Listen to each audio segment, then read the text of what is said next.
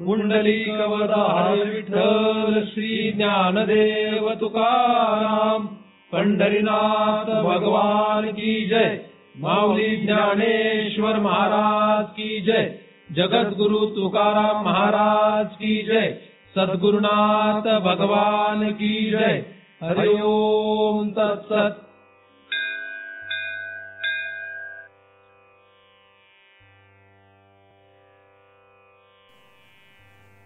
दृक् दृश्य विवेक या ग्रंथाचा आपण अभ्यास करतो आहोत।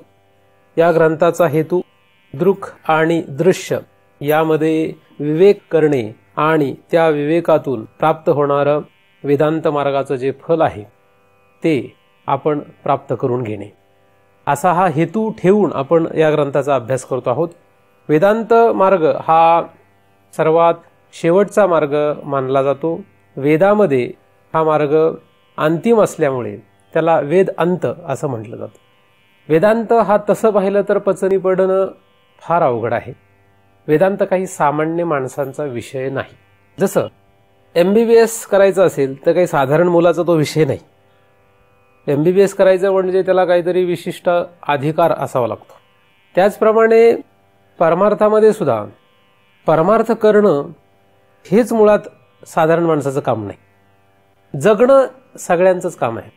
प्रत्येकजण जगतोय म्हणजे जेवण करणं, इकडे तिकडे फिरणं, अशा प्रकारे जे काही व्यवहार दिसतात हे सगळ्यांचंच काम आहे, हे सगळेच करतात। परंतु परमार्थ करणं हे मात्र सर्वांचं काम नाही। परमार्थ करण्यासाठी एक विशिष्ट अधिकार असावा लागतो। बहुत सुकृताची जोडी म्हणून विठ्ठल आवडी। विठ्ठल आवडण्यासाठी सुकृत असावं लागतं। ज्याच्या पदरामध्ये सुकृत नाही त्याला विठ्ठल आवडण्याचं काहीही कारण नाही। मग ज्याप्रमाणे विठ्ठल आवडण्यासाठी सुकृत असायला पाहिजे त्याचप्रमाणे विठ्ठल कळण्यासाठी सुद्धा सुकृत असायला पाहिजे। उलट जितकं सुकृत विठ्ठल आवडण्यासाठी लागतं त्यापेक्षा जास्त सुकृत आपलं विठ्ठल कळण्यासाठी पाहिजे।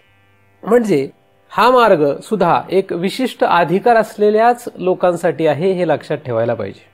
ज्यांचा अधिकार नाही त्यांना या मार्गामध्ये बसवून उपयोग नाही, त्यांना त्यांच्या मार्गाने जाऊ द्यावं।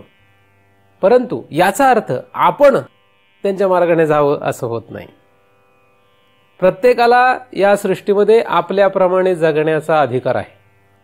योग्य अयोग्य हे काळ ठरवेल। योग्य वेळेला त्याला त्याचं उत्तर मिळेल। तो योग्य आहे का अयोग्य आहे याचं उत्तर काळ ठरवत असतो। म्हणून आपण कोणाला हट्ट करू नये की तू हे कर ते कर। आपण मात्र करावं, आपण सांगावं, पण त्या सांगण्यामध्ये आपण अडकून जाऊ।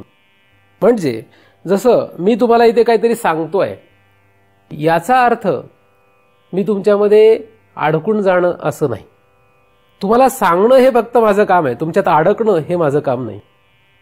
कारण तसं केल्यानंतर जे दुःख तयार होतं ते फार वाईट असतं।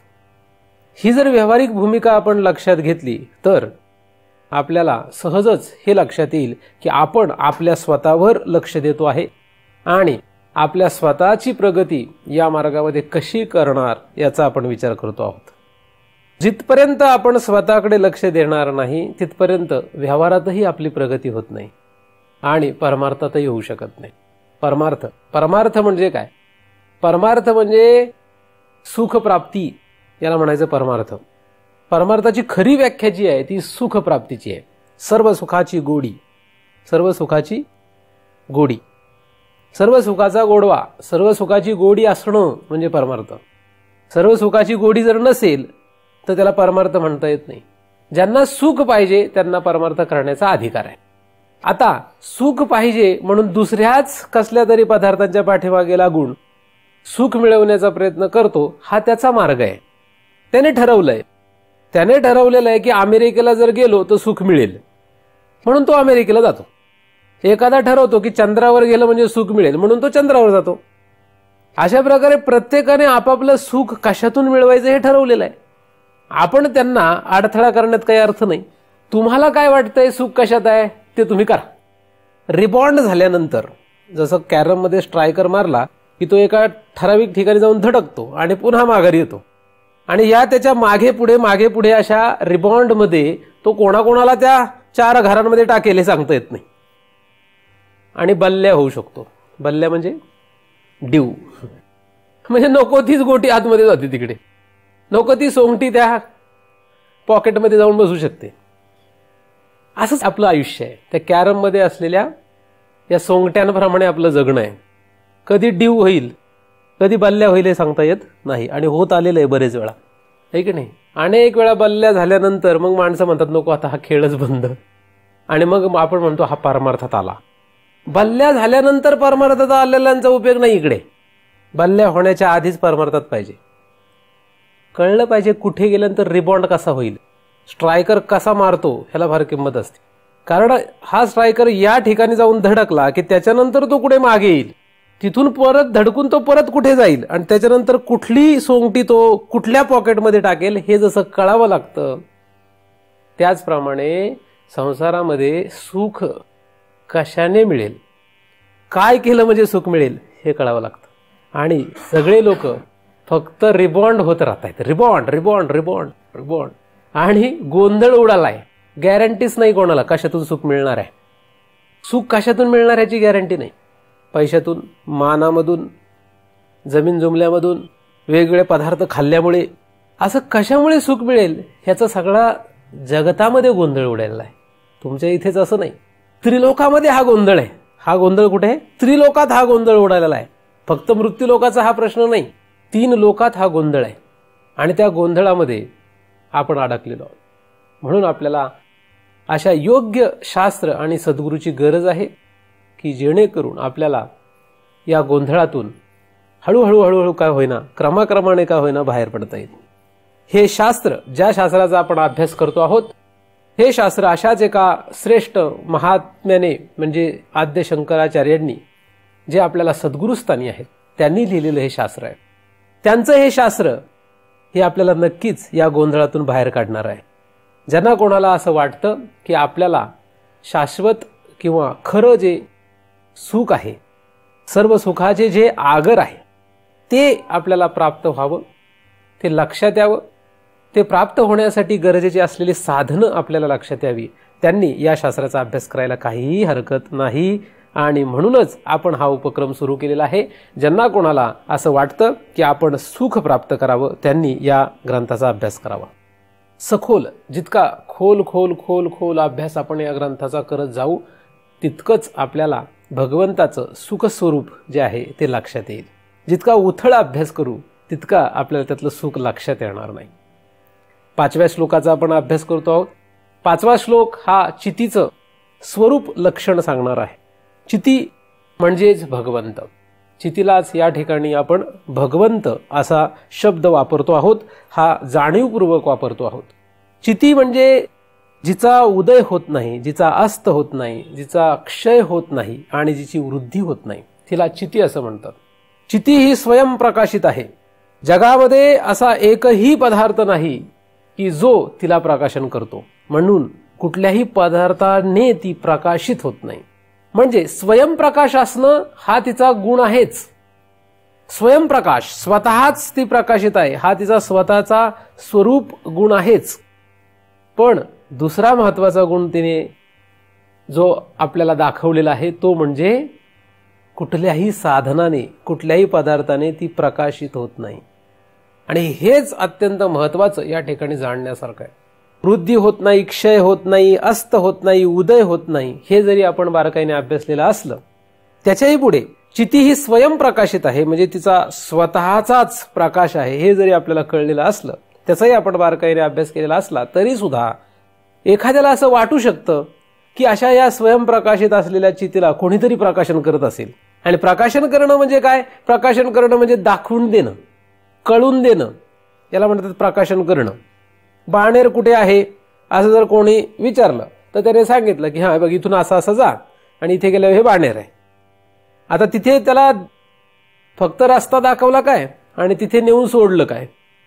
पण त्याने त्याला दाखवलं, प्रत्यक्षात घेऊन जाओ किंवा त्याला रस्ता दाखव. तो बाणेरमध्ये पोहोचला म्हणजे बाणेर त्याला कळलं. बाणेर कळलं म्हणजे बाणेर दाखवणारा कोणीतरी आहे, म्हणजे बाणेरचं प्रकाशन करणारा कोणीतरी आहे. प्रकाशन करणं या शब्दाचा अर्थ होतो जाणीव करून देणे, कळून देणे, ओळख करून देणे, या सगळ्याचा अर्थ होतो प्रकाशन करणे. या चितीला कोण प्रकाशन करीन? चितीची ओळख कोण करून देईल? चिती स्वयंप्रकाशित आहे, हे ठीक आहे. जसा सूर्य हा स्वयंप्रकाशित आहे, सूर्य स्वयंप्रकाशित आहे. चंद्र हा स्वयंप्रकाशित नाही, हे आपल्याला कळलेलं आहे. चंद्राला दाखवण्यासाठी कोणाची गरज आहे? चंद्राला दाखवण्यासाठी कोण पाहिजे? म्हणजे रात्री चंद्र दिसतो तेव्हा तुम्ही सूर्याच्या आधाराने त्याला पाहता का? मग नाही. मग चंद्र जेव्हा आपण रात्री पाहतो तेव्हा सूर्य कुठे असतो? नसतो. मग चंद्र कसा दिसतो? नाही, कुठे नसतो ना तिथे. चंद्र जेव्हा रात्री आपण पाहतो तेव्हा चंद्राला दाखवणारा सूर्य नाहीच आहे तिथे. चंद्राचाच प्रकाश चंद्राला दाखवतो. चंद्राचा जो प्रकाश आहे त्याच प्रकाशामुळे चंद्र दिसतो. त्याला काही दुसरा कुठला प्रकाश आणत नाही आपण. शक्यतो काय आहे, जो प्रकाशमान पदार्थ असतो त्याला पाहण्यासाठी दुसऱ्या पदार्थाची गरज नसते. चंद्र हा प्रकाशमान आहे, त्याला पाहण्यासाठी दुसऱ्या पदार्थांची गरज नाही. आता चंद्र हा परप्रकाशित आहे हे आपल्याला आधी माहित आहे. परंतु परप्रकाशित असो किंवा स्वयंप्रकाशित असो, जो प्रकाशमान पदार्थ असतो त्याला पाहण्यासाठी दुसऱ्या कशाची गरज नसते. उदाहरणार्थ, या घरामध्ये ज्या भिंती आहेत या भिंतींना पाहण्यासाठी या ट्यूबलाईटची गरज आहे, पण ट्यूबलाईटला पाहण्यासाठी ट्यूबलाईटची गरज नाही. नाही, दुसऱ्या कशाची गरज नाही, तिची स्वतःचीच गरज आहे. ट्यूबलाईटला पाहण्यासाठी तुम्हाला दुसरे कुठला पदार्थ घरातला उपयोगाला येतो? घरामध्ये फ्रीज कुठे आहे, किचन कुठे आहे, भांडी कुठे आहेत हे पाहण्यासाठी ट्यूबलाईटचा प्रकाश उपयोगाला येईल. पण ट्यूबलाईटला पाहण्यासाठी मात्र फ्रीज, भांडे, किचन वटा यांनी कशाने पाहता येईल काय? हे कुठलेही पदार्थ ट्यूबलाईट दाखवू शकत नाही. पण ट्यूबलाईट पाहण्यासाठी मात्र ट्यूबलाईटचाच प्रकाश उपयोगाला येतो. आलं लक्षात? प्रकाशमान पदार्थामध्ये हा एक महत्वाचा विषय आहे. प्रकाशमान पदार्थ तो परप्रकाशित जरी असला तरी सुद्धा त्याला पाहण्यासाठी तोच पदार्थ उपयोगाला येतो. त्याला दुसऱ्या पदार्थ प्रकाशन करू शकत नाही. मग एक कमी प्रकाशमान पदार्थ एक जास्त प्रकाशमान पदार्थाला प्रकाशन करेल का? किंवा जास्त प्रकाशमान पदार्थ कमी प्रकाशमान पदार्थाला प्रकाशन करेल का? असा एक प्रश्न येतो. उदाहरणार्थ, काजवा आणि सूर्य. आता सूर्याने काजवा दिसेल का आणि काजव्याने सूर्य दिसेल का असा प्रश्न आहे. काजव्याच्या प्रकाशाने सूर्य दिसेल का आणि सूर्याच्या प्रकाशाने काजवा दिसेल का? तर काजव्याच्या प्रकाशाने सूर्य दिसत नाही, पण सूर्याच्या प्रकाशाने मात्र काजवा दिसतो. उलट सूर्याच्या प्रकाशाने काजवा तर दिसेलच, पण काजव्याचा प्रकाश लोपतो, म्हणजे तो नसल्यासारखा होतो. काजवा वजा करा. चंद्र. चंद्र जेव्हा सूर्य असताना येतो, दिवसा जेव्हा चंद्र आकाशात दिसतो तेव्हा चंद्र दिसतो, पण चंद्राचा प्रकाश लोपतो. चंद्राचा प्रकाश दिवसा उपयोगाला येत नाही, कारण सूर्याचा प्रकाश एवढा प्रखर असतो की त्या प्रखर प्रकाशापुढे चंद्राचा प्रकाश नसल्यासारखा होऊन जातो, नाहीच होतो. रात्रीच्या वेळेस मात्र चंद्राचा प्रकाश भरपूर असतो, भरपूर दिसतो. जेव्हा चांदणं पडतं, जेव्हा चंद्राचा प्रकाश सर्वत्र अंधाऱ्या रात्री चंद्राचा प्रकाश असतो तेव्हा चंद्राचा प्रकाश फार मोठा वाटतो, पण तोच दिवसा मात्र अजिबातच नसल्यासारखा होऊन जातो, कारण तिथे सूर्याचा प्रकाश आहे. म्हणजे चंद्राच्या प्रकाशाने सूर्य दिसणार नाही, पण सूर्याच्या प्रकाशाने चंद्र दिसेलच, अधिक चंद्राचा प्रकाश लोपेल. असं व्यवहारामध्ये आपल्याला दृष्टांत पाहायला मिळतात. हे सगळे दृष्टांत तुम्हाला मी का सांगितलेले आहेत? त्याचं कारण असं आहे की या ठिकाणी स्वयंप्रकाशित हा शब्द आलाय आणि दुसरा शब्द आलेला आहे साधनम विना, म्हणजे तो कुठल्याही साधनाने प्रकाशन त्याचं केलं जात नाही. हा अभ्यास आपल्याला करायचा असल्यामुळे आता प्रकाशन करणे म्हणजे कळून घेणे. आता कळून घ्यायचं म्हणजे चिती कळून घ्यायची आहे. पहिला प्रश्न असा आहे की कळून घ्यायची गरजच काय? म्हणजे एखाद्याला विचारलं, काय रे तुला भगवंत कळून घ्यायचा आहे का? तो म्हणेल काही गरज नाही, आपलं सगळं व्यवस्थित सुरू आहे, भगवंत कळून घेण्याची गरज काय? ज्यांचं सगळं व्यवस्थित सुरू आहे त्यांना भगवंत कळून घेण्याची गरजच काय? गरज नाहीये. मग ज्याला गरजच नाही त्याला भगवंत कळून घे असं म्हणायचं कारण काय? नाही का? तर असं म्हणणं काही योग्य दिसत नाही. साधारण माणसाला भगवंत कळून घेण्याची काहीच गरज नाहीये, त्याला घेणं देणं पण नाहीये. भगवंत कळून घ्या, कळून घ्या, कळून घ्या असं म्हणण्याचा अर्थ नाहीये, का त्याला ती गरज नसल्यामुळे. आता व्यवहार करताना ज्या अडचणी येतात त्या अडचणी दूर करण्यासाठी मात्र मग भगवंत असावा असा एक प्रश्न कुठेतरी निर्माण झालाय. व्यवहार करताना बघा काय होतं की अडचणी येतात. आपण रोज जे जगतो या जगण्यामध्ये रोज अडचणी आहेत. रोजच्या जगण्यात अडचणी आहेत. किती अडचणी आहेत त्याला काही हिशोब नाही. कमी अधिक प्रमाणात सगळ्यांना अडचणी आहेत. प्रत्येकाला वाटतं माझीच अडचण मोठी आहे. अडचणी सगळ्यांना, आणि सगळ्यांना काय वाटतं माझी अडचण ही जगातली सगळ्यात मोठी अडचण आहे असं वाटतं प्रत्येकाला. आता ही अडचण आल्यामुळे, जगताना जी अडचण आली त्या अडचणी आल्यामुळे अनेक गोष्टी तयार झाल्या. त्यातली एक गोष्ट, काही लोक म्हणतात नाही अडचणी आल्या तरी त्या अडचणीवर आपण स्वतः मात केली पाहिजे, कोणाचा विचार करायची गरज नाही. काही लोक म्हणतात नाही आपण त्याला पुन्हा पुन्हा कष्ट केले पाहिजेत. काही लोक म्हणतात नाही नाही आपल्याला आता मग ज्योतिषाकडे गेलं पाहिजे. काही लोक म्हणतात नाही आता आपल्याला देवाकडे गेलं पाहिजे. काही म्हणतात नाही एखाद्या महाराजांकडे गेलं पाहिजे. काही म्हणतात नाही आपण उच्च कुठल्या तरी एखाद्या देवतेचा आसरा घेतला पाहिजे. काही म्हणतात नाही यज्ञ याग करायला पाहिजे. काही म्हणतात काय ताईत बांधला पाहिजे. काही म्हणतात गंडा दोरा केला पाहिजे. अशा रीतीने अडचणींना दूर करण्यासाठी असंख्य मार्ग. आणि काही म्हणतात की नाही आपलं मस्त एक पेग लावला सगळ्या अडचणी गायब. असे पण लोक आहेत. म्हणजे दुःखाचा नाश करण्यासाठी, अडचणींचा नाश करण्यासाठी लोकांनी उपाय शोधलेत. आणि किती उपाय, असंख्य उपाय, अनेक उपाय शोधून ठेवलेत. आणि मग एका उपायाने ती अडचण दूर झाली की मग त्याच्यात श्रद्धा बसते. मग ती श्रद्धा टिकवून तो पुढे पुन्हा अडचण आली की त्याच देवतेला बसतो किंवा त्या उपचाराचा तो उपयोग करतो. जगणं सगळ्यांचं असं सुरू आहे. एखादी अडचण आली, ती अडचण दूर करण्यासाठी त्याला जे सोल्युशन, जे उत्तर चांगलं वाटलं ते करतो. त्याच्यातून ती अडचण दूर झाली की पुढच्या कुठल्याही अडचणीच्या वेळेस तो तेच सोल्युशन त्याला अवलंबतो. म्हणजे एखाद्या मुलाला टेन्शन आलं. आता टेन्शन म्हणजे टेन्शनला काही कारण असेल. टेन्शन म्हणजे हे अडचण एक मुलाला, म्हणजे कोणालाही येतं. पण समजा एखाद्या मुलाला टेन्शन आलं, कॉलेजच्या मुलाला एखाद्या टेन्शन आलं, तो काय करतो, तो सहजच त्याला लगेच कळतं की सिगरेट ओढली की लगेच टेन्शन गायब. आता तो सिगरेट ओढतो. आता त्याने जर सिगरेट ओढली आणि त्या काळापुरतं जर टेन्शन गेलं तर पुढच्या वेळेस टेन्शन येण्याच्या आतच त्याची सिगरेट हे उत्तर तयार आहे. त्याला माहिती आहे सिगरेट हे त्याचं सोल्युशन. एक वेळ अशी येते की त्याला टेन्शन नाही आलं तरी तो सिगरेट पितो. मग सिगरेट नाही पिले की टेन्शन येतं. ही गंमत कशी आहे जगात. आधी टेन्शन आलं म्हणून सिगरेट पिला, आता सिगरेट नाही पिला की टेन्शन येतं. उलट झालं.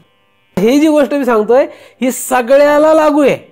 सिगरेट ह्या फक्त एका प्रोसेसला लागू नाही, एकाच क्रियेला लागू नाहीये. ती सिगरेट पिणं ही एक क्रिया आहे. चांगली का वाईट हा विषय निराळा आहे. ते सांगण्यासाठी मी इथे बसलेलो नाही. पण ही जी प्रक्रिया त्याने अवलंबली, त्या अडचणीला दूर करण्यासाठी त्याने जी काही प्रक्रिया केली, ती प्रक्रिया कालांतराने काय होते, ती प्रक्रिया नाही केली की त्याला त्रास होतो. उदाहरणार्थ सकाळी उठून देवापुढे उदबत्ती ओवाळायची सवय लागली की कालांतराने काय होतं, आधी तो का ओवाळत होता देवापुढे उदबत्ती, कारण काही अडचणी आल्या. त्या अडचणींमुळे त्याला वाटायला लागलं की देवाला एखाद्या शरण जाऊ. त्या देवाचा फोटो आणला, मूर्ती आणली, घरात ठेवली, रोज त्याला उदबत्ती ओवळू लागला आणि त्याच्या अडचणी दूर झाल्या. तर तो काही देव आला नाही, त्याने काही केलं नाही. केलं का नाही केलं माहित नाही, नाही का, काय केलं का नाही तो भाग आपण बाजूला ठेवू सध्या. त्याने ते केलं, त्याच्या अडचणी दूर झाल्या. मग त्याला ती सवय लागली. मग एक वेळ अशी येते त्याला अडचण नसली तरी सुद्धा तो ओवाळतच असतो. मग आता नाही ओवाळले की त्याला अडचण होते. देव खंगाळले नाही की अडचण तयार व्हायला लागते. अलग लक्षात. आता उलट व्हायला लागलं. कुठलीही क्रिया घ्या, म्हणजे सिगरेट पिण्याची तमगुणाची क्रिया असो किंवा देवाला उदबत्ती ओवाळण्याची सत्वगुणाची क्रिया असो, कुठल्याही क्रियेमध्ये काय होतंय, अडचणींना दूर करण्याच्या नादात ज्याने दूर केलं ती अडचण झाली. म्हणजे सुख टिकवण्यासाठी, मिळवण्यासाठी ज्या काही आपल्याला अडचणी आल्या, त्या अडचणींना नष्ट करण्यासाठी माणूस काही ना काही करत राहिला. आणि ते करत असताना त्याने त्याच अडचणी त्याला निर्माण करून दिल्या. म्हणजे वेगाने इथून पुण्याला जाता यावं म्हणून गाडी तयार झाली आणि तीच गाडी त्याला ऍक्सिडेंट करून मरायला कारण झाली. सुविधा म्हणजे अडचणी दूर करण्यासाठी त्याने जे निर्माण केलं त्याच्यातून त्याच्या अडचणी वाढल्या. इंडस्ट्री निर्माण केली. इंडस्ट्री निर्माण केल्यामुळे त्याला वाटलं आपलं सुख सुविधा आणि ऐश्वर्य आणि आराम सगळं होईल. इंडस्ट्री निर्माण केली आणि ओझोन लेअर बिघडला, ग्लोबल वॉर्मिंग झालं. बघा काय होतंय बघा. हे सगळे जगाचा प्रताप तुम्हाला सांगतोय. अडचणी दूर करायला जावं तर 10 अडचणी पुढे आल्या. आता तुम्हाला जर म्हटलं तुम्ही रोज गाडीवर फिरत असा म्हटलं आता गाडी बंद, चालत जायचं इथून कुठेही, जाऊ शकत नाही. पाय तुमचे ऍक्सेप्टच करत नाहीत. पाय नाही, हात नाही, डोकं नाही, ब्रेन नाही, मन नाही, बुद्धी नाही, कोणीच ऍक्सेप्ट करत नाही. चालत जाऊ शकत नाही, जाऊ शकत नाही चालत, ऍक्सेप्टच नाही करत. 100तून एखादा असेल ऍक्सेप्ट करतो, नव्हे 1000तून एखादा असेल ते ऍक्सेप्ट करेल तो. म्हणून महाराज जर म्हटले अरे बाबा देव खंगळणं बंद कर, त्याला इतका त्रास होतो. त्याला म्हटलं तीर्थयात्रा बंद कर, त्याला काहीही एखादी क्रिया बंद करायला सांगितली महाराजांनी, तो त्याला इतकं मरणप्राय यातना होतात. जसं सिगरेट पिणाऱ्या माणसाला जर सिगरेट बंद कर म्हटलं तर त्याला मरणप्राय यातना होतात. त्याला मरणाच्या यातना कदाचित कमी वाटतील, या यातना जास्त होतात. आणि या सगळ्यातून काय शोधायचं हेच लक्षात राहत नाही. कुठला आलाय देव आणि कुठला आलाय काय, कुठली चिती आणि कुठला देव, काय संबंध आहे देवाचा आणि चितीचा? काय माहित तरी काय आपल्याला, काय चिती काय आणि देव काय? कोणाला घेण्याचं नाही चितीशी, हे सुटत नाही आपलं. ह्याच्यात आपण इतके गुरफटलेलो आहोत. चितीचा प्रश्न कुठे आहे? काही प्रश्न नाही चितीचा. आणि त्यात मग कधीतरी एखाद्या रविवारी किंवा एखाद्या शुक्रवारी किंवा असं एखाद्या आठवड्यातून एक दिवस माझ्यासारखे महाराज येणार, ते अजून काहीतरी ऐकवणार, असं करू नका, तसं करू नका, हे करा ते करा, अजून गोंधळ. माझ्यासारखीच व्यक्ती काय, तुम्ही जागा झाल्यापासून झोपेपर्यंत तुम्हाला 10 प्रकारचे लोक भेटतील आणि 10 प्रकारचे लोक 10 प्रकारच्या अडचणींसह उत्तरं सांगतील. ह्या अडचणी, याच्यावरची ही उत्तरं, एकाच अडचणीवर 10 उत्तरं. एकच रोग आहे तुम्हाला, कुठलाही रोग असू द्या, तुम्ही 10 डॉक्टरकडे जा, 10 डॉक्टर 10 प्रकार सांगतील. आणि प्रत्येकाचं म्हणणं आहे आम्ही सांगतो ते करेक्ट आहे. तुम्ही कोणाच्याही घरी गेले किंवा 4 लोकात गेले की तुम्ही फक्त एकच म्हणायचं की मला मूळव्याधीचा त्रास आहे, बाकी पुढं काहीच बोलायचं नाही. जेवढे लोक असतील ज्यांना मूळव्याध हा प्रकारही माहित नाही, ते सुद्धा तुम्हाला उत्तर सांगतील त्याचं. हे औषध करा, ते औषध करा, असं तसं तसं. इतका त्रास, म्हणजे तो मूळव्याधीच्या त्रासपेक्षा ह्यांचा त्रास जास्त. अनुभव सांगतो. हे उपचार ऐकूनच रोग बरा होतो, उपचार करायचंच नाही. अडचणींची अशी अडचण आहे जगात, असं सुरू आहे. काय चितीशी कोणाला घेणं ते नाही, कुठली चिती, चिती नाही काही नाही. भगवंत काही कोणाला घेणं देणं नाही. जगता येतंय का आणि जगण्यामधल्या अडचणी सोडवणे. लोक विचारतात महाराज तुम्ही प्रवचन करताय ठीक आहे, पण आम्हाला काय उपयोग काय त्याचा? तुम्ही प्रवचन करताय बरं आहे ठीक आहे, पण त्याचा उपयोग काय? आम्हाला उपयोग काय? मग तुम्ही पण इथे जे येतात ते बऱ्यापैकी आता बरेच जुने झालेले असल्यामुळे रुळलेत, कदाचित तुम्हाला सवय नाही लागली ना त्याची उदबत्ती वावळायची. तुम्ही जर एखाद्याला घेऊन यायचं ठरवलं तर तो इथे येताना पहिला विचार करतो की आपल्याला काय व्यवहारात फायदा होणार आहे त्याचा. माणसाचं एकदम गणित पक्क आहे. महाराजाला घरी बोलवायचं असेल तर विचार करा की त्यांना जर घरी बोलवता आपल्यात काय बरकत होणार आहे का, आपले व्यावहारिक कुठले फायदे होणार असेल तर महाराज ठीक आहेत, नाही तर नको महाराज. म्हणजे महाराजाकडून सुद्धा व्यावहारिक फायद्यांचा विचार करतात. आणि महाराज तसे तयार झालेत, त्यालाही काही हरकत नाही, आहे की नाही. ते महाराजच मूळचे नसल्यामुळे ते व्यावहारिक माणसं आहेत. ती जे महाराज जगामध्ये व्यावहारिक बरकत करण्यासाठी निर्माण झाले, हे लोक महाराज नसून ते व्यावहारिक माणसं आहेत. ती एखादा तुम्हाला स्वर्गलोकाची प्राप्ती करून देणार जरी असला तरी तो महाराज नाही खरा. ब्रह्मलोकाची प्राप्ती जरी एखादा करून देत असेल तरी सुद्धा महाराजांची कृपा झाली आणि अमेरिकेला जायला पैसे गोळा झाले, अमेरिकेला जाऊन आलो असं लोक म्हणतात. कसं काय? महाराजांची कृपा झाली. महाराजांची लेवल काय? अमेरिकेला जाण्यासाठी याच्याकडे पैसा गोळा झाला, अमेरिका फिरून आला, युरोप टूर करून आला, महाराजांची कृपा झाली. अशा रीतीने भलत्याच गोष्टी, भलत्याच अडचणी आणि त्याच्यावर भलतेच उत्तर. आणि नुसतं एवढं नाही, त्याच्यात गोंधळ आहे हा. या सगळ्या गोंधळामुळे नक्की आपल्याला काय करायचंय हे लक्षात येत नाहीये. हा सगळा जो गोंधळ मांडलेला आहे याच्यामुळे नक्की काय करायचं हे लक्षात येत नाहीये. तुम्ही यापैकी कुठलेही उपचार करा, तुम्हाला सुख मिळणार नाही. आणि जे मिळेल ते काही काळापुरतं आहे. जगातला कुठलाही उपचार, कुठलाही, हा तात्पुरतं उत्तर आहे. ते उत्तर तात्पुरतंच राहणार आहे. ते कधीही लॉंग टर्म म्हणजे शाश्वत कायमचं राहणार नाही. जर तुम्हाला केव्हा असं वाटलं की आपल्याला जे काही सुख अपेक्षित आहे ते चिरंतन असावं, ते न संपणारं असावं, तर तुम्हाला चित्तीकडे जावंच लागेल. चित्तीशिवाय त्याला पर्याय नाही, म्हणजे भगवंताशिवाय पर्याय नाही. पण माणसं हात टेकल्यानंतर भगवंताकडे जातात. हात टेकले, आता हतबल झालो तेव्हा तरी जावं. खरं पाहिलं तर हतबल झालेल्या माणसांसाठी भगवंत नाहीये. शहाण्या माणसांसाठी भगवंत आहे. शहाणा म्हणजे ज्याला हे कळलं की ह्याच्यात काही राम नाही, त्याच्यासाठी खरा भगवंत आहे. आपण जो काही संसार करतो, आपण जे काही जगतो आहोत, या जगण्यामध्ये आपल्याला जी साधनं वापरावी वाटतात, ही साधनं कशासाठी आहेत? व्यावहारिक सुखासाठी जी आपण साधनं वापरतो, ती साधनं व्यावहारिक सुद्धा सुख पूर्ण करून देत नाहीत. व्यावहारिक सुखासाठी जी साधनं आपण वापरतोय, ती साधनं सुद्धा व्यावहारिक सुख सुद्धा पूर्ण देत नाही. मला असं एक तरी साधन सांगा की जे साधन तुम्ही सुखासाठी वापरलं आणि ते कायम सुखकारक राहिलं. असं कुठलंही साधन दाखव. कुठलंही साधन जगामध्ये असं नाही की जे साधन तुम्हाला कायम सुख देत राहिलं. त्या साधनापासून कुठे ना कुठे दुःख आहे. उदाहरणार्थ बायको केली. बायको ही सुखासाठी करण्यात आली होती, किंवा एखाद्या स्त्रीने नवरा केला.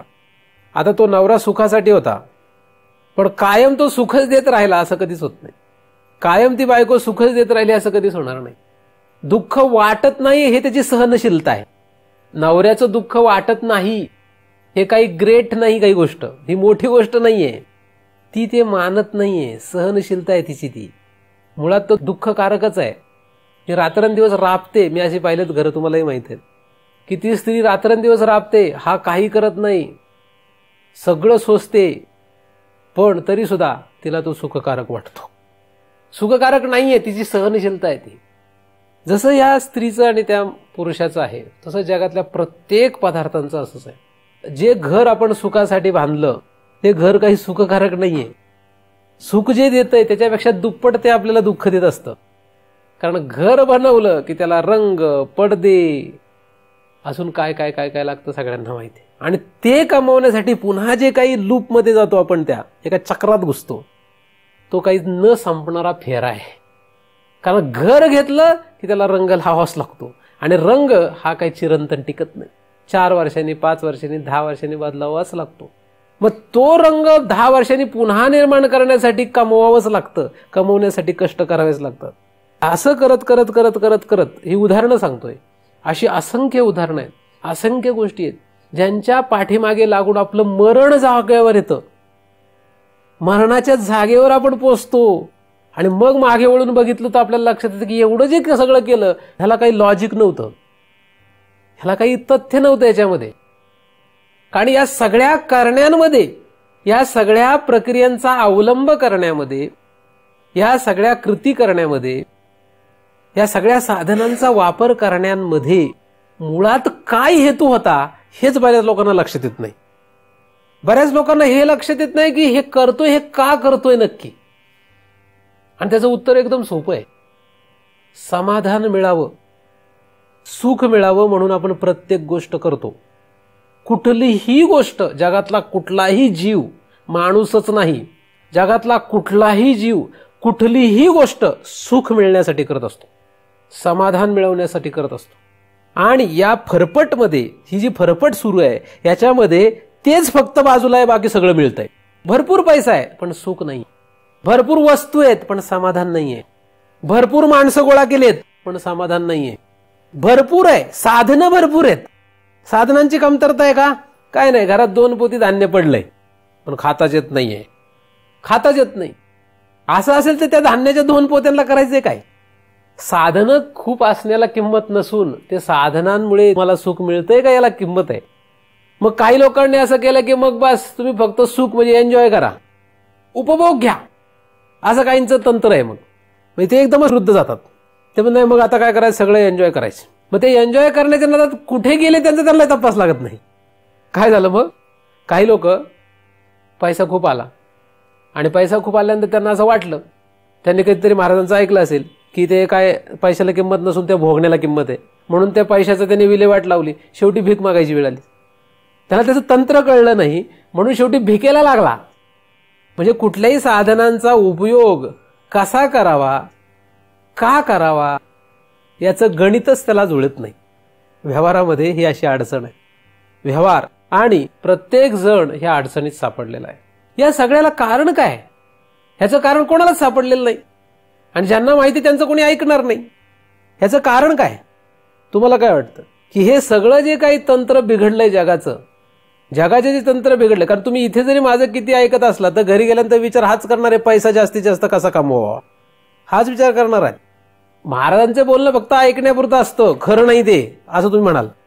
पैसा पाहिजे, गाडी पाहिजे, घोडा पाहिजे, अमकं पाहिजे, तमकं पाहिजे, हे पाहिजे, ते पाहिजे, हे करू का, ते करू का, असं करू का, तसं करू का, या सगळ्या धांदलीमध्ये तुम्ही जाणारच आहात का? असं काय? मग हे सगळं करणाऱ्या त्यांना विचारा, ज्यांचं कोणाचं तुम्ही अनुकरण करत आहात त्यांना विचारा की ह्याच्यातून काय समाधान आहे का, सुख आहे का? ते जर हो म्हटले तर मी म्हणतो त्यांनाच फॉलो करा. पण तुम्हाला असं लक्षात येईल की एखादा प्रथम दर्शनी म्हणेल हो, पण नंतर मात्र हो म्हणणार नाही. जसं एखाद्या दुकानात आपण गेलो, त्याचं दुकान बघितलं आणि त्या माणसाला विचार काय मस्त कसं आहे, तो सगळं म्हणतो वा हे असं आहे, हे असं आहे, असं आहे, असं आहे. प्रथम पहिल्या भेटीमध्ये तो सांगतो की हे असं आहे, हे असं आहे, असं आहे, असं आहे. फार तो आपल्याला वर्णन करतो त्याच्या दुकानाचं. दुकान असू द्या, शेती असू द्या, व्यवसाय असू द्या, काही असू द्या. आपण जेव्हा पहिल्यांदा त्याच्याकडे जातो तेव्हा तो आपल्याला सांगतो हे असं आहे, हे असं आहे. एवढं मोठं कौतुक करतो की जगात त्याच्यासारखा बिझनेस कोणाचाच नाही, त्याच्यासारखं दुकान कोणाचं नाही असं सांगतो. आणि आपण भारावून जातो. आपण भारावून गेले की आपल्याला काम धंदा नाही म्हणून दुसऱ्या वेळेस आपण त्याच्याकडे गेलो आणि त्याला म्हटलं मागच्या वेळेस तू असं असं सांगितलं होतं, हा धंदा असा आहे किंवा हे दुकान फारच उत्कृष्ट आहे, असं आहे तसं सांगितलं होतं, तर मी पण विचार केलाय तुझ्यासारखंच दुकान टाकतो. लगेचच तो उलट होतो आणि तो म्हणतो ह्याच्यात फार तोटा आहे, काहीच ह्याच्यात अर्थ नाही. लगेच उलट सांगतो, सगळी त्याची खरी बाजू सांगायला लागतो. कुठेही जा जगामध्ये सगळीकडे असंच आहे. म्हणजे खरं काय आणि खोटं काय ह्याचं त्यांनाही तांगपत्ता नाही. त्याने आधी सांगितलेलं खरं का नंतर सांगितलेलं खरं?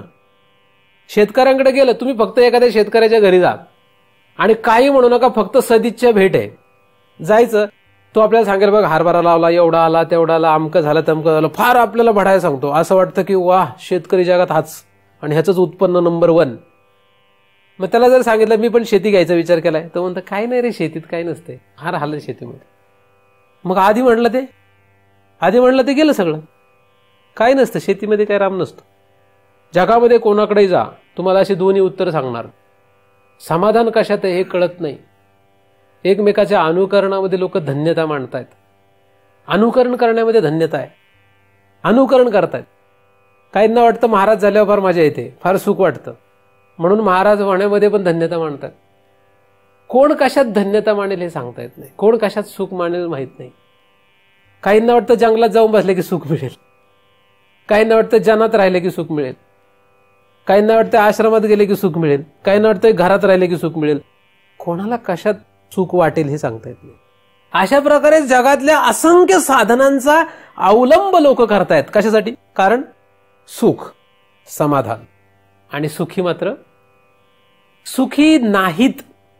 आणि जे सुखी आहेत असं वाटतंय ते मागील वेळेस आपण जो दृष्टांत पाहिला होता की तो मनुष्य जो लटकलाय झाडावर, त्याच्या तोंडात जो एक थेंब मधाचा पडावा तेवढं सुख आहे, पण खाली साप, वर वाघ, मध्ये मधमाशांचा डंक.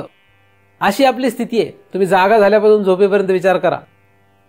जे आपल्याला सुख मिळतं या सुखामध्ये हे सगळं असं आहे, त्या मधाच्या एका थेंबाप्रमाणे हे सुख आहे. आणि दुःखाचा नीट जर विचार केला इतकं वाईट वाटेल तुम्हाला. तुम्ही असं पाहिलं नसेल, मी म्हणतो तसा विचार केला नसेल, तुम्ही म्हणाल विनाकारण महाराजांचं चिंतन ऐकायला गेलो, चांगला सुखात होतो. कारण अज्ञानात सुख असतं असं म्हणतात. म्हणून महाराजांचं चिंतन ऐकले की खरं सुख नाही होणार. महाराजांचं चिंतन ऐकलं सुख नाही होणार. महाराजांचं चिंतन ऐकले की दुःख काय हे लक्षात येईल. आणि ज्याला दुःख काय हे लक्षात येतं तो सुखरूप होतो. काय लक्षात आलं पाहिजे? महाराजांच्या चिंतनाला आला की दुःख लक्षात येईल. आणि ज्याला दुःख प्रत्यक्षात लक्षात येईल तो सुखरूप होईल. जगातली लोक सुखी आहेत, सुखरूप नाही आहेत. सुखरूप आणि सुखी यात फरक आहे. तुम्ही सुखी असाल पण सुखरूप नाही आहेत. तुम्ही सुखी आहेत, ज्याला 2 वेळचं खायला मिळतं, सगळे व्यवहार नीट चालतात, तो सुखी आहे, पण सुखरूप नाही आहे तो. महाराजांच्या सांगण्याने काय होणार आहे? ते तुम्ही जे सुखी आहेत ते नष्ट नाही होणार, ते तसंच राहतं. ते तसंच राहतं. म्हणजे माझं चिंतन तुम्ही ऐकलं की तुम्ही जर नोकरीला असेल तुमचा पगार कमी होणार आहे का? लगेच मालक म्हटला महाराजांचं चिंतन ऐकलं का चला याचे 5,000 कमी करा, होईल असं? शेतीमध्ये तुम्ही 2 पोती धान्य उगवत असाल, कमी होईल? महाराजांचं चिंतन ऐकलं, वरून राजा रागावला आणि पाऊस बंद केला, असं झालंय? असं होईल? नाही होणार. तुम्हाला जर 1000 नातेवाईक असतील, महाराजांचं चिंतन ऐकलं, 999 खलास झाले, असं होईल? व्यवहारामध्ये माझ्या चिंतनाच्या सांगण्यामुळे काहीही बदल नाही होणार आहे.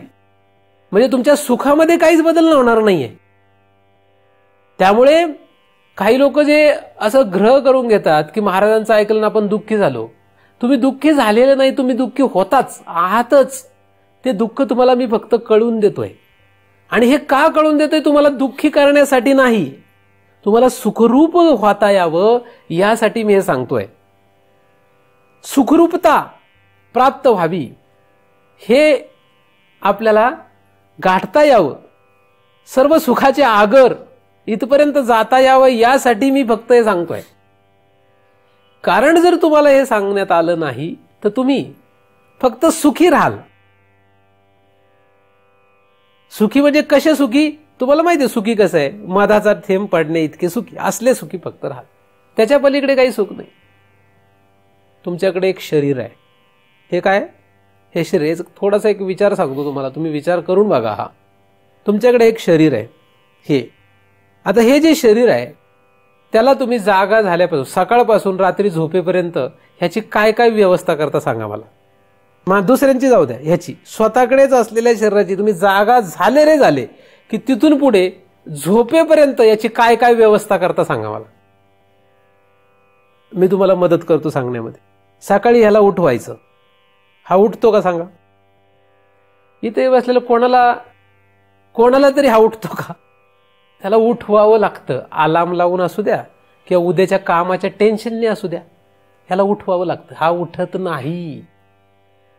बघा ह्याची सेवा बघा कशी आहे. ह्याला उठवावं लागतं बळच. आता उठवला की हा बळच उठतो.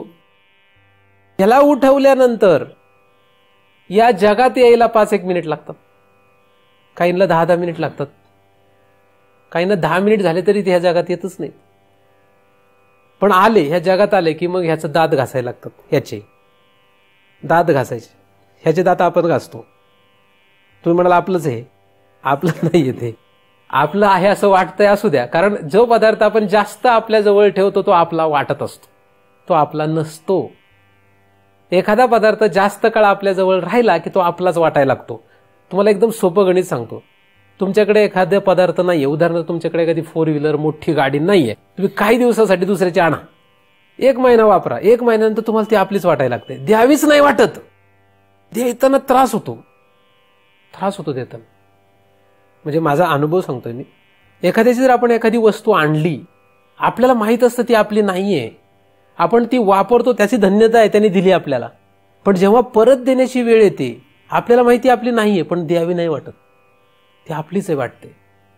फार त्रास होतो त्याला देताना ती. म्हणजे मला सांगायचं काय की एखादी वस्तू जरी आपली नसली तरी सुद्धा ती आपल्याकडे जर असेल, आपल्याकडे जर स्वतःकडे असेल तर ती कालांतराने आपलीच आहे असं वाटायला लागतं, ती दुसऱ्याची वाटतच नाही. तसं हे शरीर आहे. हे शरीर आपलं नाही, पण आपल्याकडे कंटिन्युअस 24 तास ह्याच्यासोबत आहे. आपण एक वेळ आपण नवऱ्यासोबत, बायकोसोबत, मुलाबाळांसोबत, घरासोबत राहत नाही कंटिन्यू. सगळ्यात जास्त आपण ह्याच्यासोबत राहतो. सगळ्यात जास्त ह्याच्यासोबत राहत असल्यामुळे आपल्याला हे आपलंच आहे असं वाटतं, नव्हे मीच आहे असं वाटतं. तर याला सकाळी उठल्यानंतर ब्रश करा. आता ब्रश करायचं म्हटलं की ह्याला ब्रश जर नाही केला तर किती अडचणी सगळ्यांनाच माहिती आहे. ह्याला ब्रश करायचा. आता ब्रश करायचा म्हणजे ब्रश विकत आणावा लागतो, त्याची पेस्ट विकत आणावं लागते. त्यासाठी काय काय करावं लागतं माहितच आहे. याची कुठल्याही व्यवस्थेला काय काय करावं लागतं हे सगळ्यांना माहिती आहे. ब्रश केला नंतर ह्याला आतून साफ करावं लागतं, म्हणजे प्रातर्विधी आला. आता प्रातर्विधीला जावं लागतं. तो नीट नाही झाला तर काय काय प्रयोग करायला लागतं सगळ्यांना माहिती आहे. चहा, त्रास येतो. हे काही मी सुखाच्या गोष्टी नाही सांगत आहे. त्रास येतो. नाही पोट साफ झालं की रोग तयार होतो. रोग तयार झाले की त्याचा भोग तयार होतो. म्हणजे ह्याचा दात घासा, ह्याला प्रातर्विधीला घेऊन जा. आता प्रातर्विधीला घेऊन गेला की त्याला आंघोळ घाला. त्याला आंघोळ घातलं की त्याला तेल लावा, कपडे घाला. दिवसभर अख्खा दिवस संध्याकाळी झोपेपर्यंत जर विचार केला, संध्याकाळी ह्याला झोपवा. आता ह्याला झोपवताना काळजी केवढी. घराचे सगळे दरवाजे बंद करा, लॉक लावा व्यवस्थित, कारण ह्याला कोणी मारलं तर, म्हणजे ह्याला कोणी मारेल याची काळजी. सकाळी उठल्यापासून रात्री ह्याला झोपवेपर्यंत काळजी घ्यावी लागते. झोपताना सुद्धा काळजीनेच झोपावं लागतं. अलग लक्षात. रात्रंदिवस आपल्याला ह्याची काळजी लागते. आणि ह्याला किती म्हणजे याची सेवा दिवसभराच्या सगळ्या गोष्टींसाठी जी धावपळ करतो ती सगळी ह्याच्यासाठी चालू. आणि हा मात्र आपल्याला काय देतो? हा काय देतो आपल्याला? नीट विचार केला तर हे काय देतो आपल्याला? हा कुठले तरी म्हातारा मनुष्य, म्हातारे पकडा सगळे 10-15 टेकलेले म्हातारे सगळे पकडा आणि त्यांना म्हणा तुमचं शरीर तुम्हाला आता मस्त मजेत ठेवलं नाही. तुम्ही आयुष्यभर त्याची सेवा केल्यामुळे, आयुष्यभर तुम्ही या शरीराची सेवा केल्यामुळे हे शरीर तुम्हाला आता मस्त सुखात ठेवतंय ना? ठेवतंय कुठलं शरीर कोणाला सुखात? आयुष्यभर त्या शरीराची सेवा केली, याची सेवा केली म्हणून या शरीराने कुठल्या म्हाताऱ्याला सुखी ठेवलंय? हा काय न्याय आहे? हा न्याय आहे का? ज्याच्यासाठी आपण रात्रंदिवस राबावं त्याने आपल्याला सदैव दुःख द्यावं. जागा झाल्यापासून झोपेपर्यंत झोपताना सुद्धा ज्याचा विचार करून आपण झोपतो तो मात्र आपल्याला मरेपर्यंत यातना देतो आणि त्याच्यात आपण धन्यता मानतो. याच्यासारखं दुर्दैवी जीवन काय, याच्यासारखं दुर्दैव काय असेल? आणि आपण तेच खरं समजतोय. आपण काय समजतोय? या शरीराला पोसण्यामध्ये धन्यता मानतो. माणसं मुलाबाळाला पोसतील का नाही माहित नाही, दुसऱ्याला पोसतील का नाही माहित नाही, पण याला पोसल्याशिवाय जमत नाही. इतकी खोड आहे, इतकं माणूस अडकून गेलाय. किती काळजी याची. आता हे साधारण काळजी करण्यात जातात लोक, ह्याच्यातही फारच उत्कृष्ट विचार करतात. ह्याला असाच कपडा घालू, तसाच घालू, सोने घालू, अमकं ह्याला काही घातलं काय, ह्याला कपडे कितीही घातले काय, किती विविध प्रकारचे घातले काय, ह्याला सोनं घातलं काय, नाही घातलं काय, काय फरक पडणार? तुम्ही मेले तर ह्याच्यावर कोणी सोनं ठेवील का? ठेवलंय का कोणी कधी? मरणाऱ्या माणसासोबत सोनं ठेवलंय त्याचं 50 तोळे? ठेवतील काय? ते म्हणतील गेला तो, आता काय त्याचं सोनं, ह्याला जाळा उलट, आता काय ठेवायचं नाही. ज्या पदार्थाचा उपयोग तुम्ही सुखाच्या प्राप्तीसाठी करता तोच पदार्थ दुःख देतोय. दुसऱ्याचं काय सांगू नका. ज्याच्यासाठी जगतो कायसाठी? जगात कोणाला जाऊन विचारा कशासाठी जगतो? याच्यासाठीच जगतो. ज्याच्यासाठी जगतोय जागा झाल्यापासून झोपेपर्यंत आणि झोपताना सुद्धा ज्याचा विचार करूनच झोपतो, अशा या शरीराचा विचार जर आपण केला तर तो जगामध्ये कोणाला सुख देणार आहे? आणि जे सुख मिळतंय ते मात्र त्या मधाच्या थेंबाप्रमाणे. या शरीरापासून आपल्याला जे सुख होतंय, माणूस 8-8 तास 10-10 तास राबताना मी पाहतोय. 8-8 तास 10-10 तास या शरीराकडून राबलं जातंय. एवढं जे राबणं कशासाठी? हे सगळं त्यासाठीच. राबला तरी दुःख, नाही राबला तरी दुःख. सगळ्या प्रकारे सेवा करून सुद्धा आपल्या हाताला मात्र काय लागतंय? दुःख. मी तुम्हाला हे सगळं बंद करायला नाही सांगत आहे, मी तुम्हाला फक्त सांगतो याच्यातून काय मिळतंय तुम्हाला. बघण्याचा दृष्टिकोन आणि जगण्याचा दृष्टिकोन बदलणार आहे. आपण जो विचार करतो तो काय करतोय? हे बंद नाही होणार, हे बंद नाही काहीच होणार. मी असं सांगितल्यामुळे तुम्हाला सकाळी उठायचं बंद होईल काय? नाही. तुमचं दात घासणं बंद होईल का? नाही. तसं करत असेल तर मी काय म्हणतोय तुम्हाला लक्षात नाही आलेलं. याला आंघोळ घालायचं बंद करायचंय काय? महाराज म्हटले याला आंघोळ कशाला घालायची? बंद आंघोळ करायची. मग आंघोळ नाही घेतले दुसरेच प्रकार होतील. महाराजांनी सांगितलं ह्याला काय याची साफसफाई करायची नाही आतून बाहेरून, असं मी काही सांगितलेलं नाही.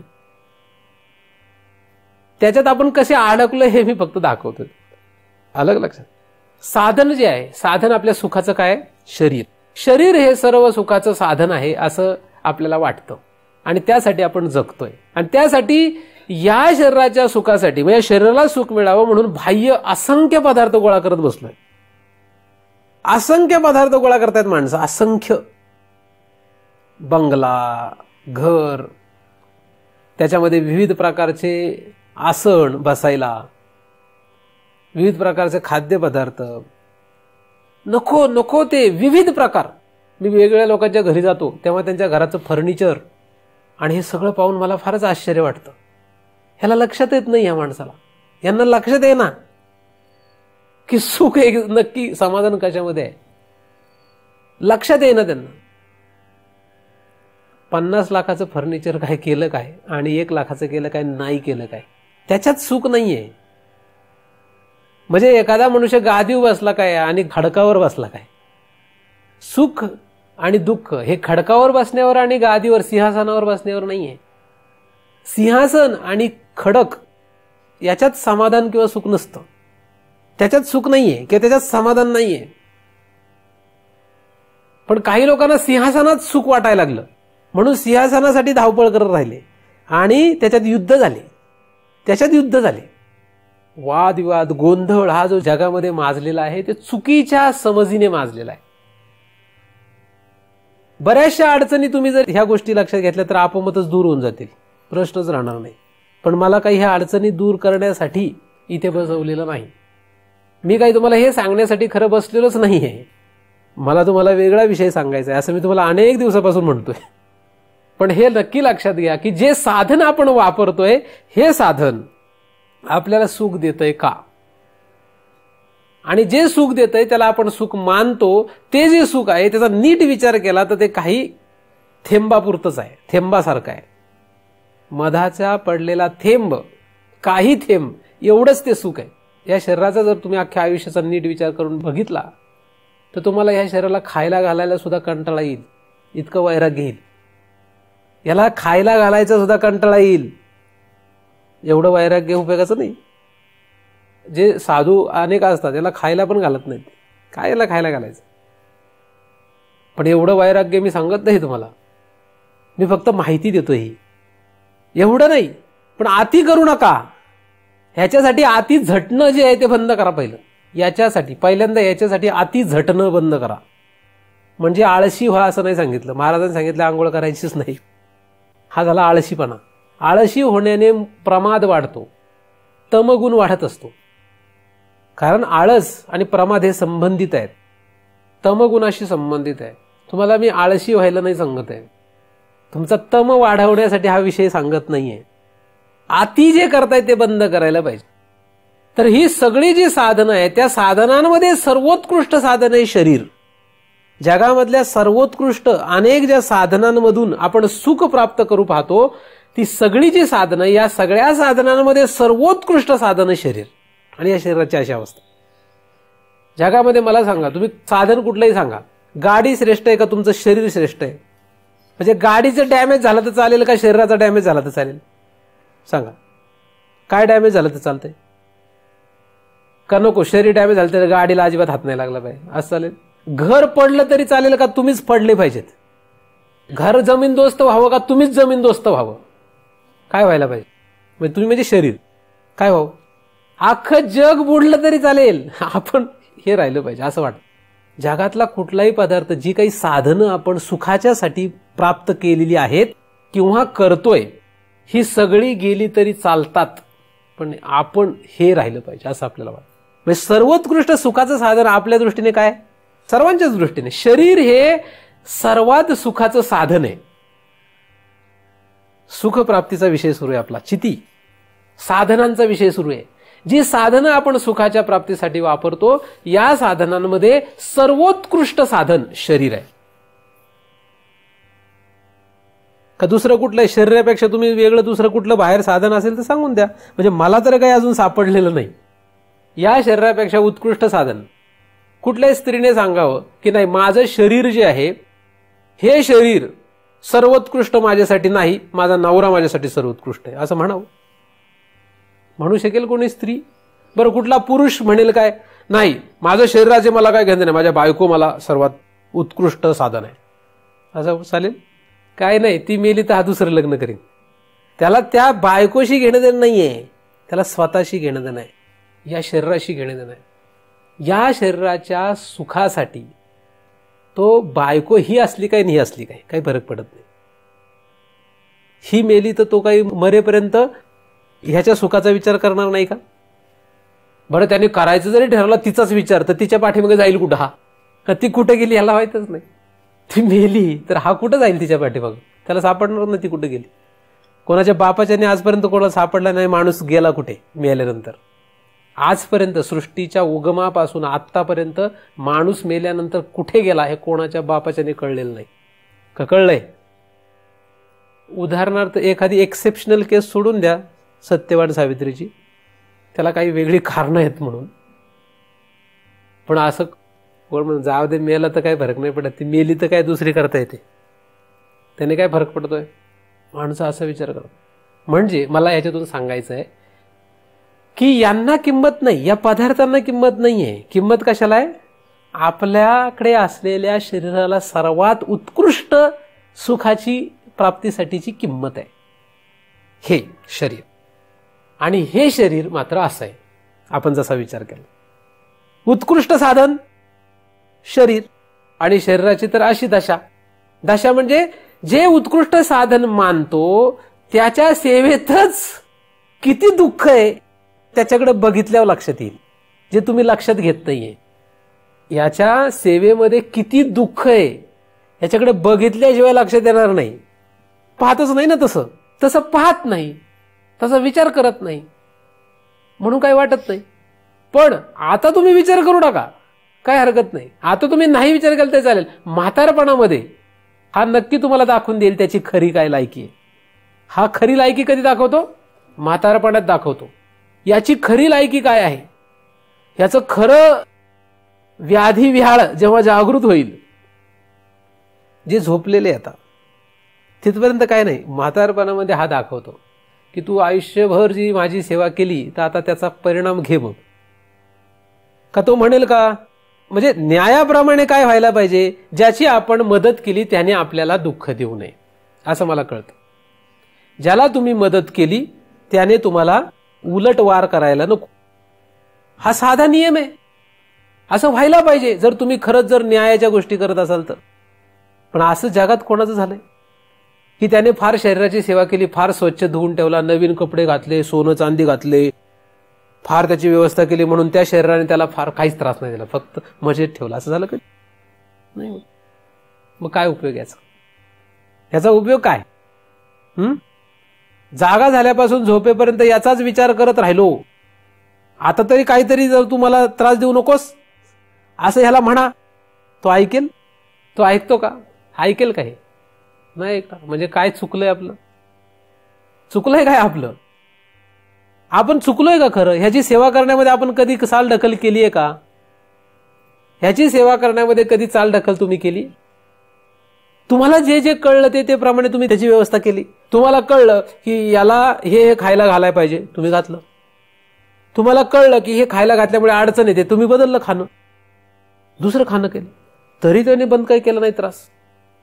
म्हणजे हे जे साधन आहे हे साधन सुखाला कारण झालंच नाहीये, कधी नव्हतं ते. आपण मानलं ते. मधाच्या थेंबा इतकंच, मधाच्या थेंबा इतकं त्याने सुख दिलंय आपल्याला. अशी अडचण जगामध्ये आहे, आणि तरी सुद्धा लोक याच्या व्यवस्थेत धन्यता मानतायत, याच्या व्यवस्थेत धन्यता मानतायत. याला वाटतं तसं राबत राहतात, याला जसं वाटेल तसं राबतायत.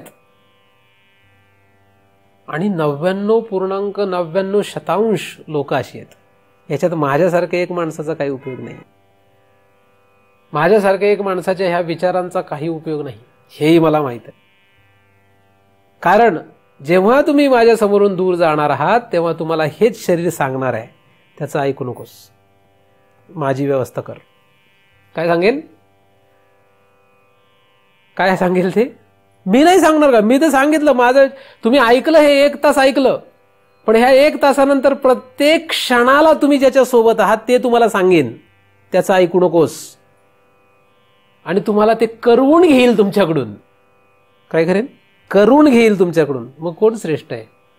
मी श्रेष्ठ आहे का तुमचं शरीर तुमच्याकडे असलेलं श्रेष्ठ आहे?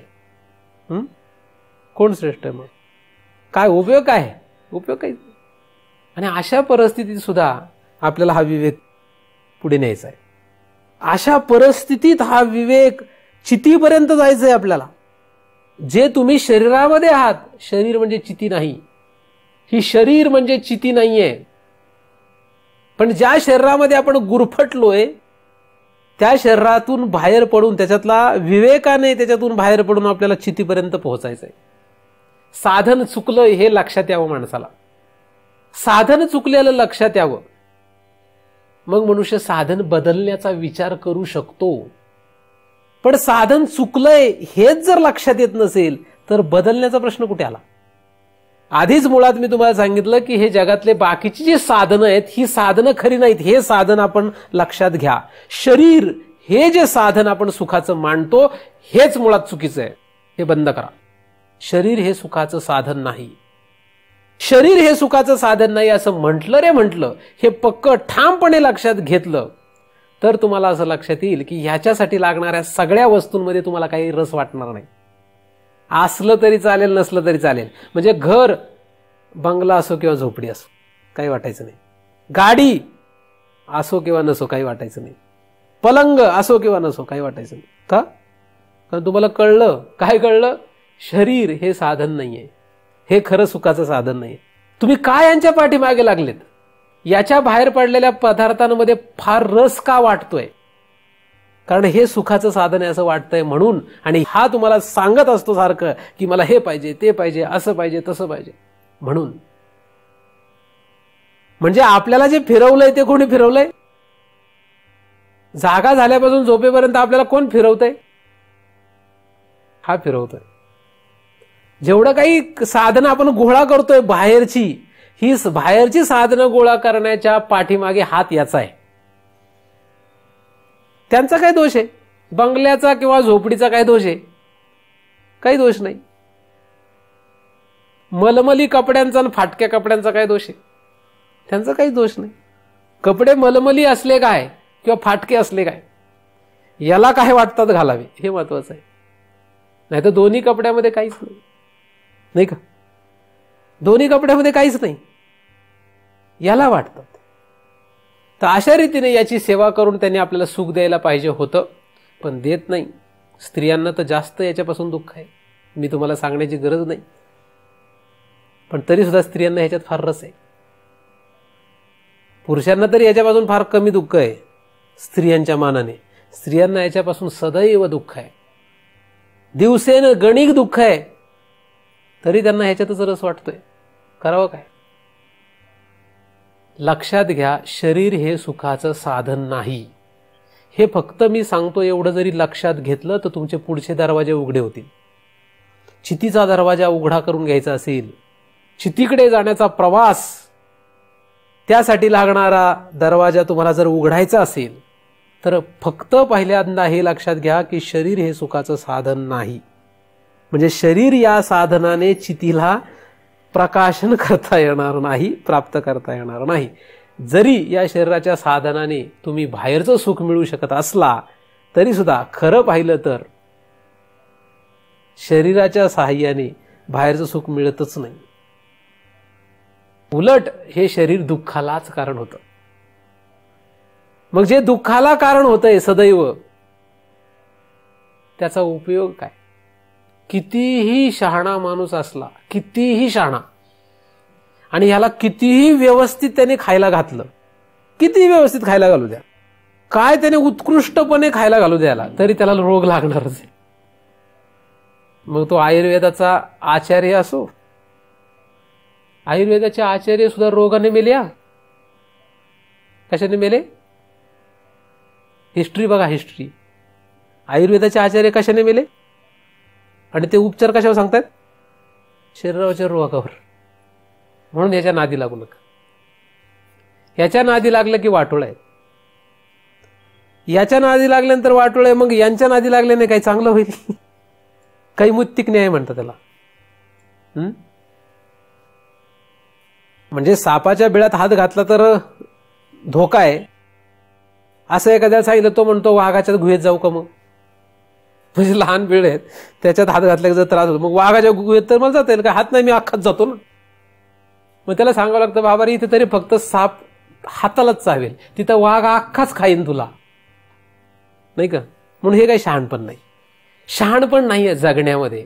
जगण्यामध्ये जे शहाणपण दाखवतायत ते सगळे मेले, मरतायत किडामुंगीसारखे. जगातले सगळेच लोक किडामुंगीसारखे मरतायत.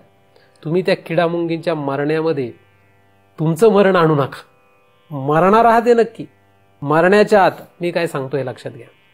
मरणार आहात तुम्ही काय आणि मी काय, पण मरण्याच्या आत हे लक्षात घ्या की मनुष्य देहामध्ये आल्यानंतर हे लक्षात घेणं गरजेचं आहे. मरणार हे नक्की आहे, मरण्याच्या आत हे लक्षात घ्या. नाही चितीपर्यंत जाता आलं तरी या प्रवासात या आणि सगळं बंद करून यायला सांगितलेलं नाही.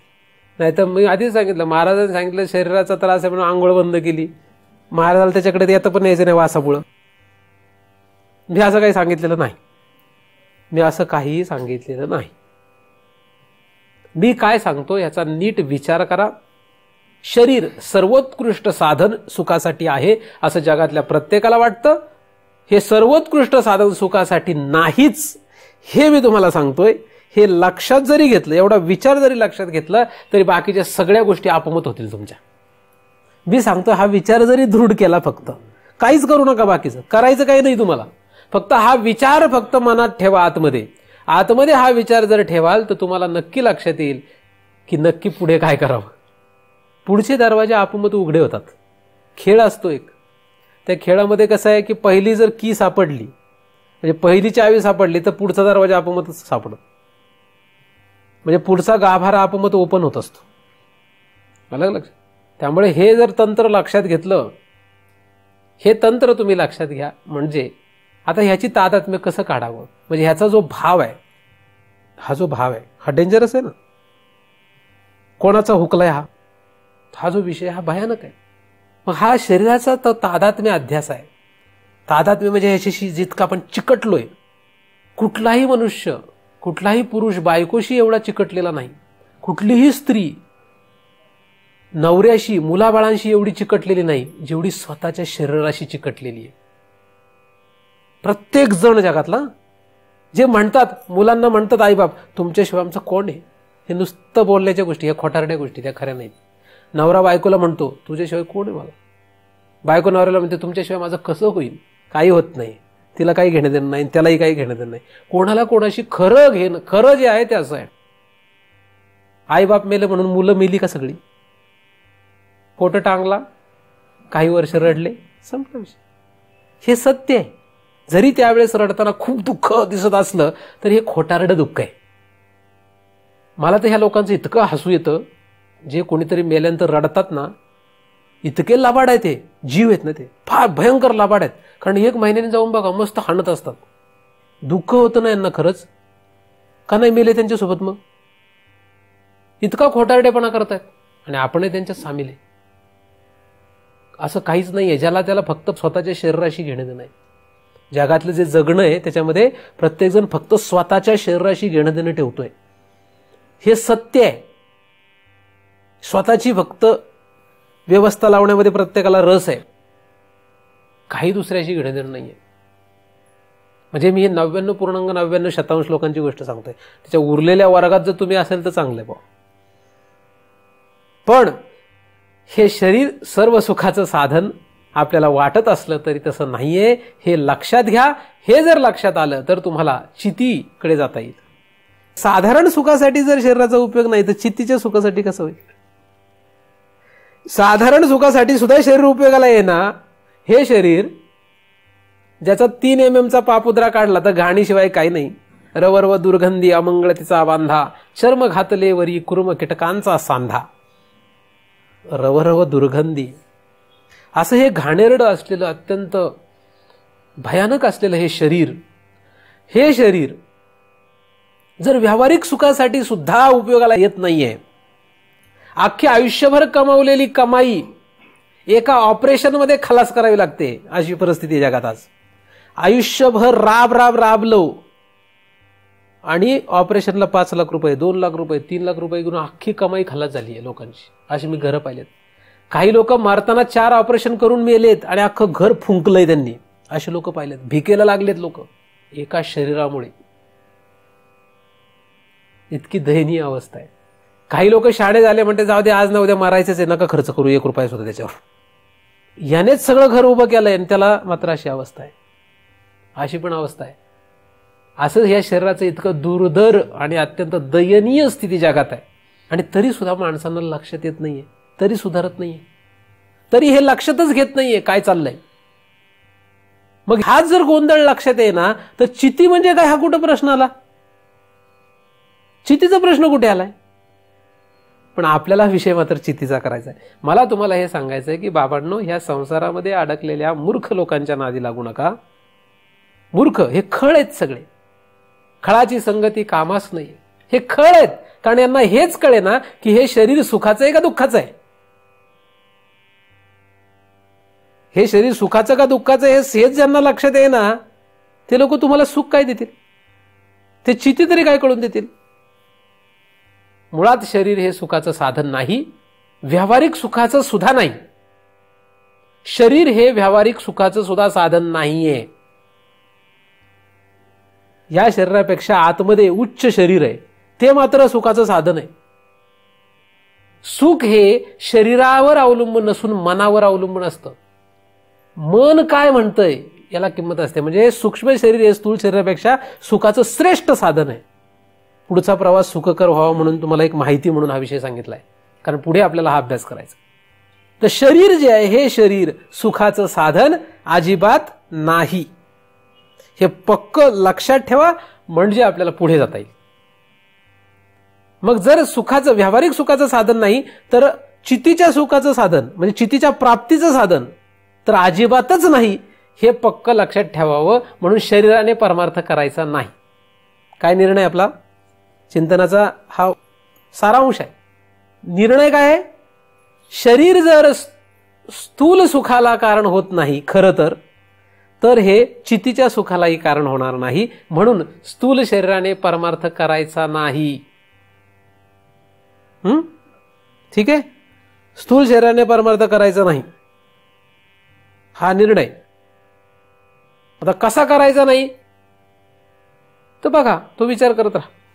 पण शरीराने परमार्थ करायचं नाही, कारण ह्या शरीराचा काय उपयोग नाही. ह्याला किती काही केलं तरी हा त्याची जात जी आहे ती दाखवणारच आहे. याची जात काय आहे हे तो दाखवणारच आहे. याला तुम्ही सांभाळा अथवा नका सांभाळू. ज्याने याला सांभाळलं त्यालाही याने त्याची जात दाखवली, ज्याने नाही सांभाळलं त्यालाही त्याची जात दाखवत असतो. लक्षात, जात म्हणजे त्याची दुःख ही जात आहे. त्याची जात कुठली आहे? दुःख हीच त्याची जात आहे. दुःख हे त्याचं मूळ आहे, दुःख हीच त्याची जात आहे. म्हणून त्याला सांभाळण्यात काही अर्थ नाही. असो तर अशा रीतीने आपण सर्वांनी या स्थूल शरीररूपी साधनाचा चितीच्या प्राप्तीसाठी अजिबात विचार करू नये. हे साधन, या साधनाने चिती प्रकाशन होत नाही, चितीचं प्रकाशन केलं जात नाही, चिती प्राप्त होत नाही, चिती कळली जात नाही. चितीचं न कळणं, चितीचं न जाणणं हे याच्यामुळे चिती कळत नाही. अधिक याच्यात गुंतल्यामुळे चिती कळण्याचा प्रश्नच येत नाही. म्हणजे याच्यामुळे प्राप्तही होणार नाही आणि याच्यात गुंतल्यामुळे तिला प्राप्त होण्याचा विषयही येणार नाही. म्हणजे भगवंताचा विषयच लोकांच्या समोर नाही. भगवंत असतो का? भगवंत हा प्रकारच लोकांना मान्य होत नाहीये. कशामुळे? बऱ्याचशा लोकांना आज भगवंत हा विषयच मान्य होत नाही. त्याचं कारण आहे याच्या नादी लागल्यामुळे. असो, जे कोणी याच्या नादी लागले त्यांचं असं झालेलं आहे. तुमचं तसं करून घ्यायचं का नाही हा सर्वस्वी तुमचा निर्णय आहे. माझं काम फक्त सांगणं आहे की असा हा विषय आहे. इथून पुढे तुम्हाला चितीच्या दिशेने जावं का या खाली याच्या व्यवस्थेसाठी प्रयत्न करावा हा तुम्ही तुमचा भाग तुमच्याकडे घ्या आणि त्या दिशेने निर्णय घेऊन तशा दिशेने वाटचाल करा. नक्कीच तुम्हाला जर याच्या दिशेने निर्णय लागला तर शेवटी दुःख भोगावंच लागणार आहे. आणि ते दुःख मात्र अतोनात असेल, अतीव दुःख असेल. असं दुःख तुम्हाला होऊ नये यासाठी या शरीराच्या पलीकडे तुमची जाण्याची प्रवृत्ती व्हावी. हे शरीर सुखाचं साधन नाही हे तुम्हाला लक्षात यावं. यासाठी त्या परम भगवंताची तुमच्यावर कृपा व्हावी अशी त्या भगवंताच्या चरणी प्रार्थना करतो. ज्या भगवंताच्या कृपेने निर्माण झालेलं हे चिंतन त्याच्याच चरणी अर्पण करून येथेच पूर्ण विराम देतो. पुंडलीक वरदा हरी विठ्ठल श्री ज्ञानदेव तुकाराम पंढरीनाथ भगवान की जय. माऊली ज्ञानेश्वर महाराज की जय. जगद्गुरु तुकाराम महाराज की जय. सद्गुरुनाथ भगवान की जय.